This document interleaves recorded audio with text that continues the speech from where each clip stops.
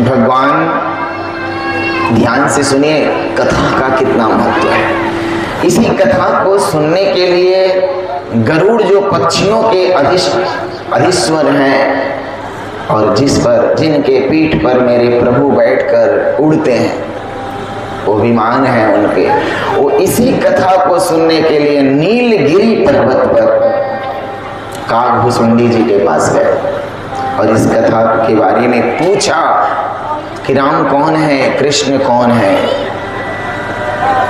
यही कथा कैलाश पर्वत पर बैठी हुई भगवती पार्वती भगवान भोलेनाथ से पूछ रही हैं और भगवान सिंह ने सुनाया। कथा की इतनी महिमा है। यही कथा प्रयागराज गंगा यमुना और सरस्वती के संगम पर बैठे हुए भारद्वाज मुनि ने याज्ञवल्क्य मुनि से पूछा और याज्ञवल्क्य मुनि ने संसार को यह कथा और भारद्वाज को भी सुनाया। इसी कथा को भगवान नारायण ने ब्रह्मा जी को सुनाया। ब्रह्मा जी भी कथा सुने नारायण से और फिर वापस नहीं आ रहा है। और यही कथा को ब्रह्मा जी ने नारद जी को सुनाया और नारद जी ने यही कथा भागवत के रचनाकार वेद व्यास जी को सुनाया। ध्यान से समझिए, भागवत दुख मिटाती है। देखिए कितने बड़े बड़े लोग कथा सुन रहे हैं और इसी कथा को वेद व्यास ने अपने पुत्र सुखदेव को पढ़ाया और सुखदेव ने यही कथा श्रृंगी ऋषि के श्राप से श्रापित, एकदम ध्यान से सुन रहे हैं, यही कथा परीक्षित को सुनाया और परीक्षित के माध्यम से संपूर्ण ब्रह्मांड ने इसको सुना। जब परीक्षित को कथा सुनाने के लिए तैयार हुए सुखदेव मुनि, तो देवराज इंद्र हाथ में अमृत का कलश लेकर आए और बोले, हे सुखदेव, ये अमृत ले लीजिए, आप भी पी लीजिए और परीक्षित को भी पिला दीजिए। तक्षक नाग काटेगा तो भी परीक्षित की मृत्यु नहीं होगी, ये अमर हो जाएगा। तक्षक से भय नहीं रहेगा, जिसके लिए गंगा जी के तट पर राजकाज, संपत्ति, सम्मति, शक्ति, ताज तख्त का मुकुट का त्याग करके बैठा हुआ है। अमृत ले लीजिए। पर सुखदेव मुनि ने कहा, विचार किया, एक कथा का विनिमय, वह सुधा, वह कथा, कहाँ अमृत और कहाँ कथा, कहाँ अमृत है और कहाँ कथा है।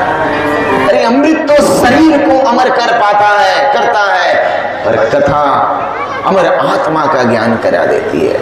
और सुखदेव मुनि ने कहा, हे इंद्र, तुम मेरे कथा पंडाल में बैठकर कथा नहीं सुन पाओगे और मैं तुम्हारे यहाँ चलकर तो कहूंगा नहीं स्वर्ग में। हाँ, तुम देवता हो, अंतरिक्ष में खड़े होकर मैं परीक्षित को सुना रहा हूं, तुम सुन लो तो बात अलग है, पर इतनी कथा दुर्लभ है भागवत जी की कि इंद्र को कथा का दान नहीं दिया। और महाराज यही नहीं, भगवान शिव जब उनकी पहली पत्नी सती का शरीर जल गया अग्निकुंड में, हंस का रूप बना करके वो भी काकभुसुंडी के पास कथा सुनते थे। भगवान शिव रचि महेश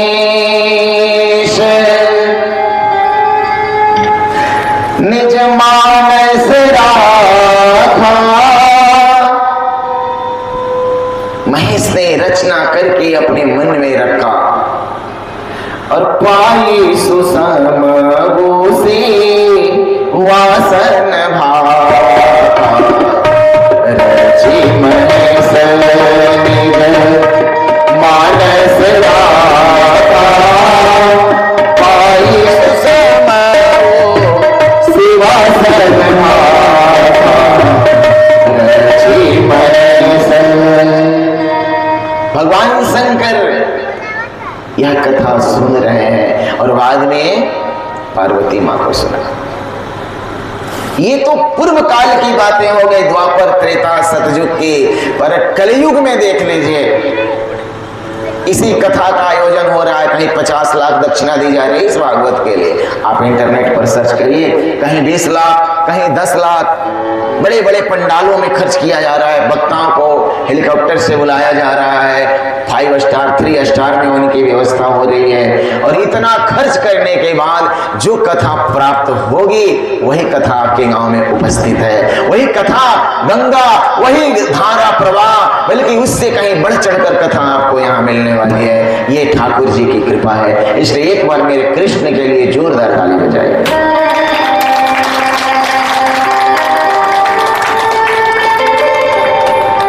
और एक बात बता दो, ये कथा भागवत क्या है? क्या ये कागज का पन्ना है? नहीं नहीं, क्या है? ये क्या है? क्या है? दर्शन शास्त्र है? नहीं। क्या भागवत कोई आख्यान है? नहीं। उपाख्यान है? नहीं। व्याख्यान है? नहीं। क्या यह प्रवचन है? नहीं। तो क्या है महाराज? ये कागज के पन्नों पर लिखी गई है, इसको लिखी हुई एक पुस्तिका है। पर कह रहे हैं कि आख्यान नहीं, उपाख्यान नहीं, व्याख्यान नहीं, दर्शन शास्त्र नहीं, भागवत साक्षात गोविंद ये वही स्वयं कृष्ण ही भागवत है। और कृष्ण की कथा क्या है?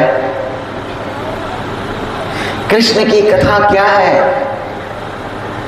बंसी है।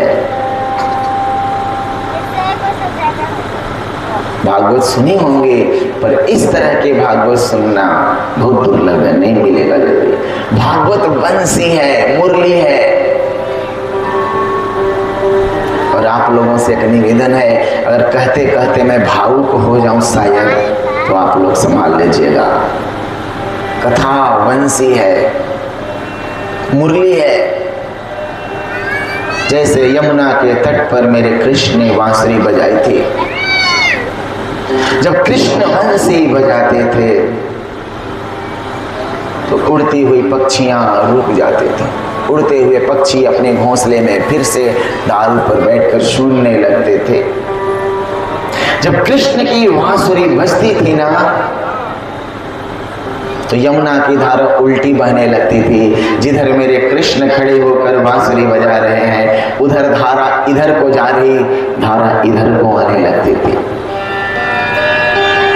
जब मेरे कृष्ण बंसी बजाते थे ना, तो कैलाश पर भगवान शिव समाधि तोड़कर बंसी वादन सुनने लगते थे। सुरों की जो स्वामिनी है मां सरस्वती, इनके बांसुरी के अद्भुत कथा को, अद्भुत निनाद को, अद्भुत वादन को, अद्भुत कृष्ण के सुरों को सुन करके दंग रह जाते थे। वाह, कुछ आपने आज मुझे भी सिखाया। सरस्वती ने सारी दुनिया को स्वर का, सुरों का दान दिया, पर वह सरस्वती भी स्तंभित है। कहां से नया सुर लगा दिया? ये कौन सा स्वर है? ये कौन सा राग है? ये कौन सी रागनी क्या है? पता नहीं चला। पर हाँ, एक बात तो पता चला कि हृदय के रोम रोम झंकृत हो गए, उनके वीणा के समान हृदय के तार तार झंकृत हो गए। अलंकृत हो गया मन, सौंदर्य सुरभित हो गया मन, प्रसन्न प्रफुल्लित हो गया, सारा ब्रह्मांड शांत हो जाता था कृष्ण जब बांसुरी बजाते थे। ये भागवत की कथा मेरे कृष्ण की बांसुरी है, एक एक शब्द कृष्ण की बंसी है। स्वयं गोविंद ही शब्दमय है, शब्दमय विग्रह मेरे कृष्ण की यह भागवत है। तो क्या आप लोग भागवत की बांसुरी सुनना चाहते हैं? बड़ी भाव से श्रवण करेंगे, क्योंकि कथा भाव से सुनेंगे तो फल मिलेगा, अन्यथा नहीं। जब भगवान श्री कृष्ण जमुना के तट पर बांसुरी बजाते थे, यामुनं तटमापन्नो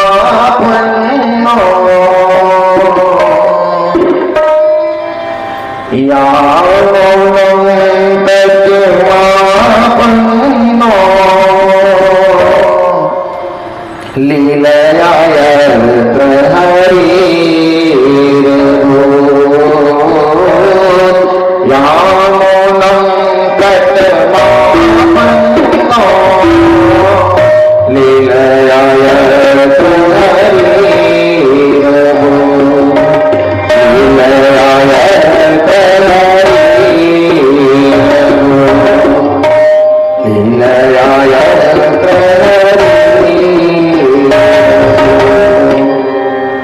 यमुना के तट पर भगवान ऐसी ऐसी लीलाएं करते थे भागवत जी के।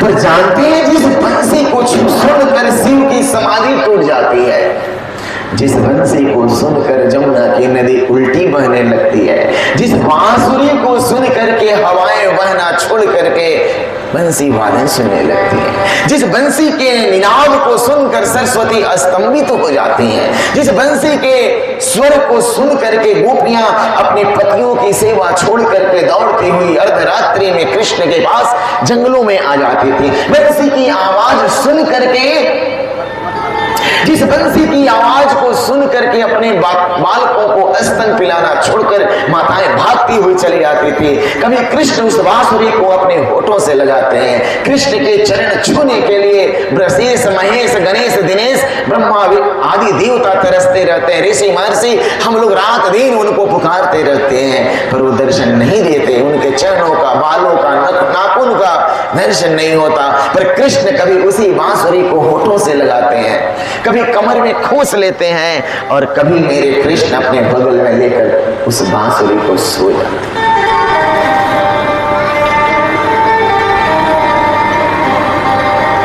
हे बांसुरी, लोगों ने पूछा, उस बंसी से पूछा कि हे बांसुरी, अरे बांसुरी, तुमने कौन से पुण्य किए थे कि बंसी कौन से पुण्य किए तुमने हरि रोज तेरे सुर गाते हैं, बंसी कौन से पुण्य किए तुमने हरि रोज तेरे सुर गाते हैं, बंसी कौन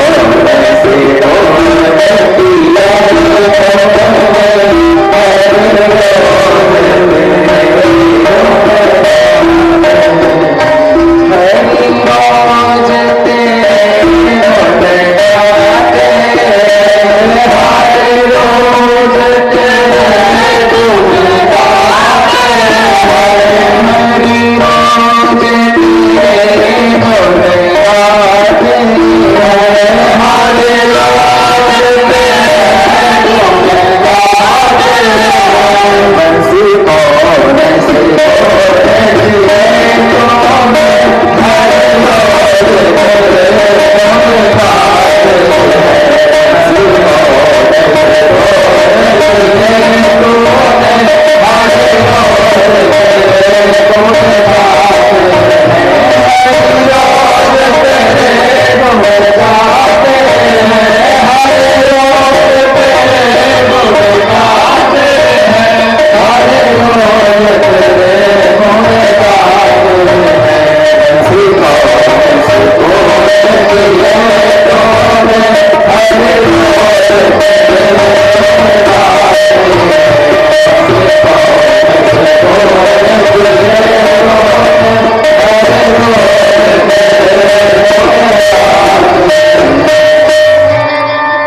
तूने कौन सा पुण्य किया है?